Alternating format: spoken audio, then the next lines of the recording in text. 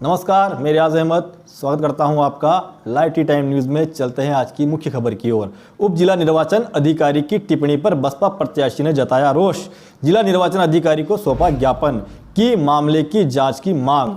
जी हां, प्रतापगढ़ जिले में चल रहे पंचायत चुनाव के तहत सोमवार को प्रतापगढ़ पंचायत समिति के चुनाव में बूथ क्रमांक 55 पर ईवीएम मशीन में प्रत्याशी का नाम और सिंबल नहीं होने की शिकायत लेकर जब प्रत्याशी उप निर्वाचन अधिकारी के समक्ष पहुंचा तो उन्होंने बड़े ही गैर जिम्मेदाराना जवाब दिया और कहा कि पार्टी तो दो ही है, एक फूल वाली और एक हाथ वाली, बाकी तो कई नहीं, निर्दलीय भी कोई जीते है, थारो नाम नहीं है तो आपने वोट नहीं देनो। इस प्रकार के कथन का समाचार प्रकाशन के बाद जिले में वार्ड नंबर 11 के बसपा प्रत्याशी आनंद प्रकाश पवार ने उप निर्वाचन अधिकारी गोपाल लाल स्वर्णकार पर दोनों राष्ट्रीय दलों से मिली भगत का आरोप लगाते हुए इसकी शिकायत का ज्ञापन जिला निर्वाचन अधिकारी जिला कलेक्टर अनुपमा जोरवाल को सौंपा। ज्ञापन में बताया कि उप जिला निर्वाचन अधिकारी किस प्रकार अप्रत्यक्ष रूप से बसपा एवं अन्य निर्दलीय प्रत्याशियों की खिल्ली उड़ाते हुए उनका उपहास बना रहे हैं,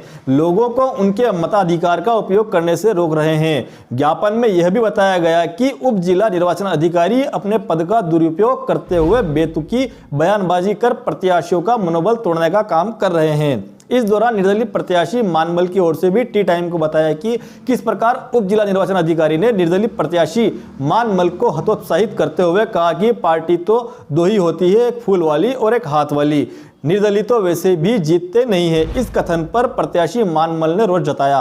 इस मामले में जिला निर्वाचन अधिकारी जिला कलेक्टर अनुपमा जोरवाल ने कहा कि मेरे पास अभी तक ज्ञापन आया नहीं है, ज्ञापन आने के बाद जो भी दोषी होगा उचित कार्रवाई की जाएगी और वैसे भी एडीएम साहब को ऐसे वक्तव्य नहीं देने चाहिए।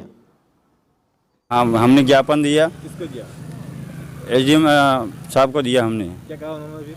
उन्होंने कहा कि अब तुरंत प्रभाव से तो कोई ये नहीं हो सकता, आप वोट करवाओ और इसमें क्या निर्दलीय ये क्या होता है न, इसमें तो दो पार्टी होती है न, वैसे भी लोग तो दो पार्टी को वोट डालते हैं, निर्दलीय वाले को कौन क्या करता है, ऐसी बात करी मतलब जो गलत। तो साफ सुथरा दिख रहा है कि लोकतंत्र की हत्या हो रही है और प्रतिनिधि द्वारा जो आवाज़ उठाई गई है तो माननीय एडीएम साहब द्वारा कहा गया कि भारतीय जनता पार्टी और कांग्रेस पार्टी दो ही पार्टियां हैं और निर्दलीय का क्या लेना देना है। तो मेरा इस लोकतंत्र की हत्या में यही निवेदन है कि इस प्रकार से जो घपलेबाजी ईवीएम मशीनों में हो रही वो नहीं हो और माननीय निर्वाचन अधिकारी कलेक्टर महोदया से मेरा अनुरोध है कि इसकी निष्पक्ष जाँच कराई जाए और उस चुनाव को निरस्त कराया जाए।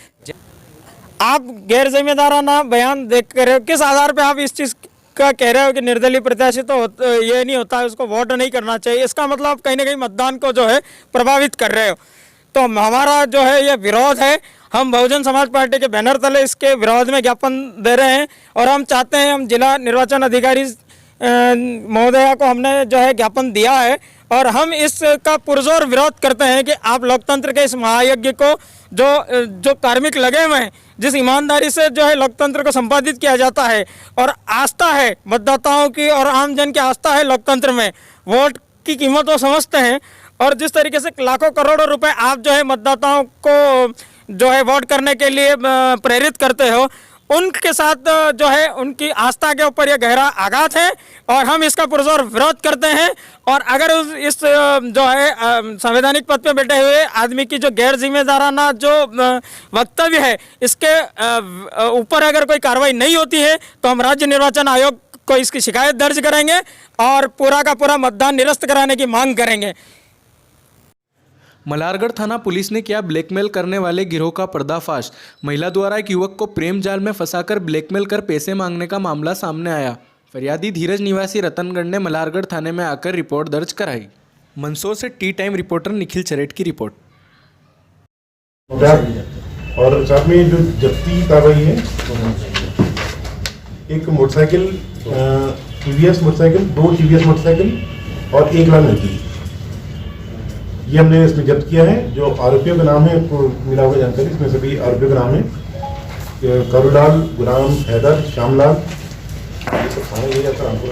महिलाएं हैं जो सार्वजनिक नंबर होते हैं, जैसे बोरवेल वाले के नंबर है, कोई कार सर्विसिंग वालों के, इस तरह के जो लोग रहते हैं जिनके नंबर सार्वजनिक रहते हैं, उनको टारगेट करती है और उनसे फ़ोन पे कॉल करती है और अच्छी मीठी मीठी बातें करके उनसे दोस्ती करती है और उसके बाद एक पर्टिकुलर जगह मिलने के लिए बुलाते हैं। फिर इन्हीं के गैंग के लोग जो रहते हैं, जब ये महिलाएं उस व्यक्ति के साथ जाती है कहीं, तो उनके गैंग के लोग पीछे से जाते हैं और बोले हमारी बेटियों की इज्जत उछाल रहे हो, चलो थाने में तुम्हारे खिलाफ रिपोर्ट कराएंगे। तो इतने में जो महिला रहती है वो भी बदल जाती है और वो ये मेरे को तो इतने दिन से परेशान कर रहा था और मेरे साथ ऐसा ऐसा गलत काम करने की कोशिश कर रहा था। तो इतने में वो सामने वाला दबाव में आ जाता है और अपनी इज्जत के कारण वो जो राजीनामे के लिए तैयार हो जाता है कि थाने तक मत जाओ और जो भी है यही सुलझ लो।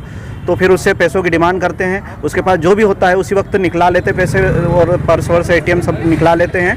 उसके बाद फिर डिमांड करते हैं कि इतने पैसे और दे, नहीं तो हम कभी भी थाने में जाके रिपोर्ट कर देंगे और तुम्हारे समाज में या गांव में जाके पूरा वो कर देंगे। सर, थाना प्रभारी ने किस तरह से ये आरोपी को गिरफ्तार किया?